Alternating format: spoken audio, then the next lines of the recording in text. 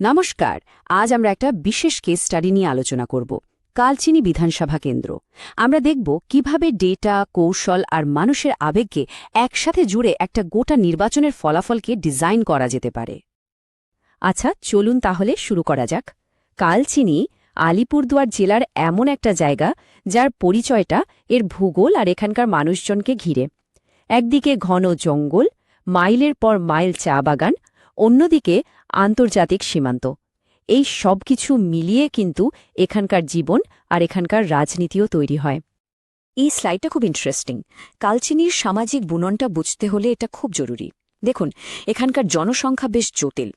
ধর্মীয় দিক থেকে দেখলে প্রায় ৬৭% হিন্দু, ১৪% খ্রিস্টান আর প্রায় ৯% মুসলিম।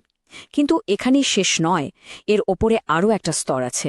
এখানকার জনসংখ্যার একটা বিশাল অংশ, প্রায় ৪০% তপশিলি উপজাতিভুক্ত, আর ১০% তপশিলি জাতি। মানে এই পরিচয়গুলো একে অপরের সাথে মিলে মিশে এখানকার রাজনীতিকে অনেক বেশি জটিল আর ইন্টারেস্টিং করে তুলেছে।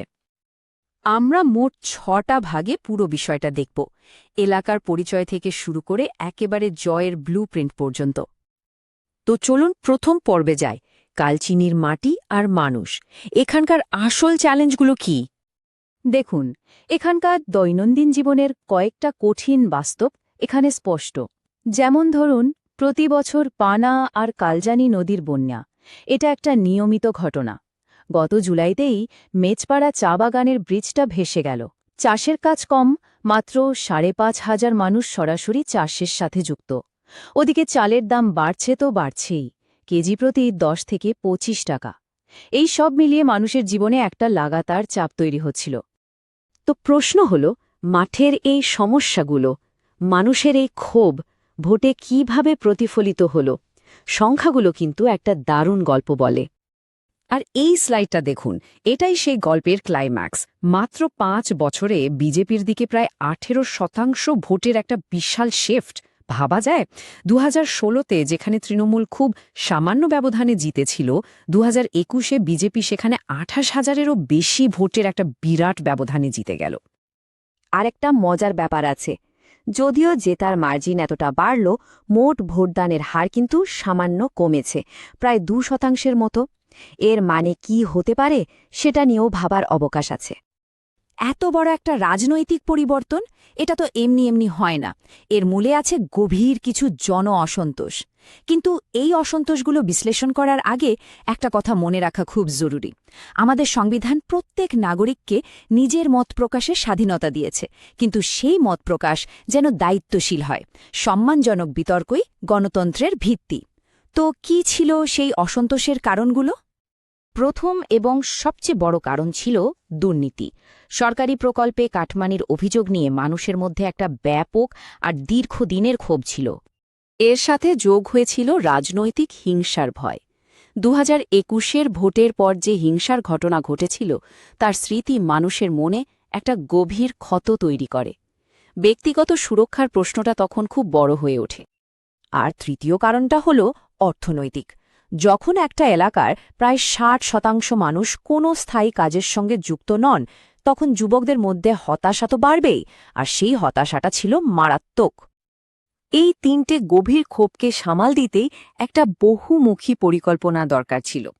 এটাকেই বলা হচ্ছে চতুর্মুখ মতবাদ। এই কৌশলের ৪টে মুখ ছিল, খুব ইন্টারেস্টিং। একদিকে শিবের মতো আগ্রাসী, দুর্নীতি আর হিংসার ইস্যুটাকে সমানে তুলে ধরা। অন্যদিকে বিষ্ণুর মতো স্থিতিশীল, কেন্দ্রীয় প্রকল্পের মাধ্যমে উন্নয়ন আর সুরক্ষার আশ্বাস দেওয়া।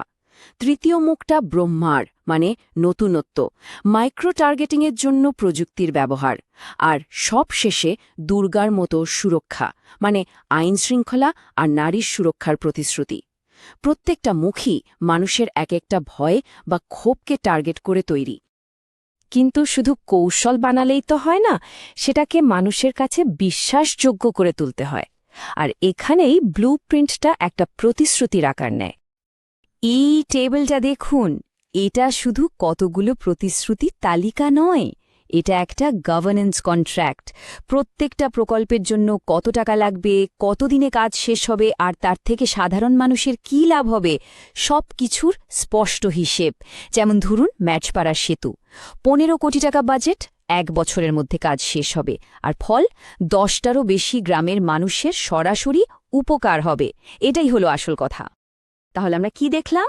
ডেটা, কৌশল আর একটা সুস্পষ্ট পরিকল্পনা, এই 3টে জিনিস একসাথে মিলে জয়ের পথ তৈরি করে। আর এই ডেটা ব্যবহারের ক্ষেত্রে বর্তমানে ভারতের ডিপিডিপি আইন অনুযায়ী মানুষের ব্যক্তিগত তথ্যের গোপনীয়তা এবং সম্মতি একটা বড় বিষয়। যে কোনো পরিকল্পনায় এই দিকটা মাথায় রাখা অত্যন্ত জরুরি। তো চলুন দেখি এই জয়ের পথটা কিভাবে আরও মসৃণ করা হয়েছিল। আর এই পুরো কৌশলটা কিন্তু হঠাৎ করে তৈরি হয়নি। এর পেছনে ছিল ত্রিপুরা আর আসামের সফল নির্বাচনী মডেলগুলো থেকে নেওয়া শিক্ষা। যেমন সেখানকার বুথ ম্যানেজমেন্টের সিস্টেম, আদিবাসী এলাকায় কাজ করার পরীক্ষিত মডেল আর উত্তর পূর্ব নির্বাচনে যে প্রযুক্তি ব্যবহার করা হয়েছিল সেগুলো এখানেও কাজে লাগানো হয়। এর সাথে যোগ হয়েছিল বর্তমান প্রার্থীর উপর ভরসাটা ধরে রাখা, যাতে একটা ধারাবাহিকতা থাকে। কালচিনির এই কেস স্টাডিটা আমাদের এটাই দেখায় যে ডেটা আর সঠিক পরিকল্পনা দিয়ে কিভাবে ক্ষমতার পথ তৈরি করা যায়। কিন্তু আসল প্রশ্নটা অন্য জায়গায়।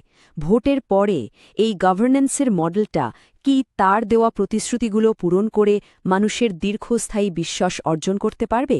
সেটাই এখন দেখার।